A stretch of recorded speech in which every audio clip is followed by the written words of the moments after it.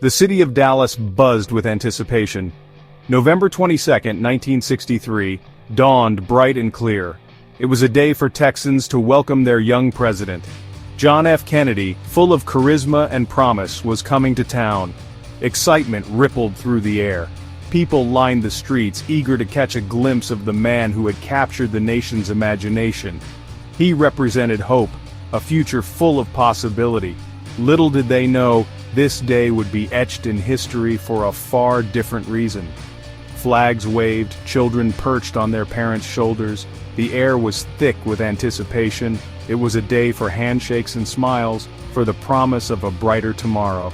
President Kennedy, with his beautiful wife Jacqueline by his side, embodied that promise. He was a beacon of hope in a world teetering on the edge of uncertainty, but fate, it seemed, had a cruel twist in store.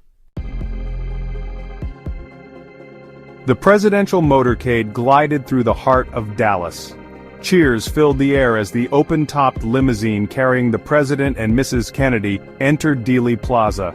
The sun glinted off the chrome. It was a moment frozen in time, a tableau of American optimism. But in a heartbeat, everything changed. A sharp, sudden sound pierced the air. Confusion swept through the crowd. Was that a gunshot? Before anyone could react, another crack echoed through the plaza. This time, there was no mistaking it. The president slumped forward, his body racked by the impact. Panic seized the crowd as the unthinkable unfolded before their eyes. The day, once so full of promise, descended into chaos. Time seemed to stop. Jacqueline Kennedy, her pink Chanel suit stained crimson, crawled onto the trunk of the limousine.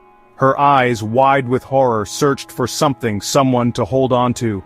Secret Service agent Clint Hill, his face a mask of fear and determination, rushed to her side, shielding her with his body.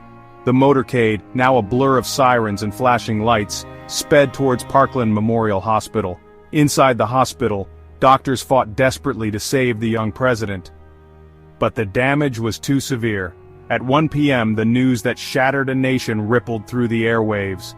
John Fitzgerald Kennedy, 35th President of the United States, was dead. The world mourned, a nation wept. The American dream, it seemed, had died that day in Dallas.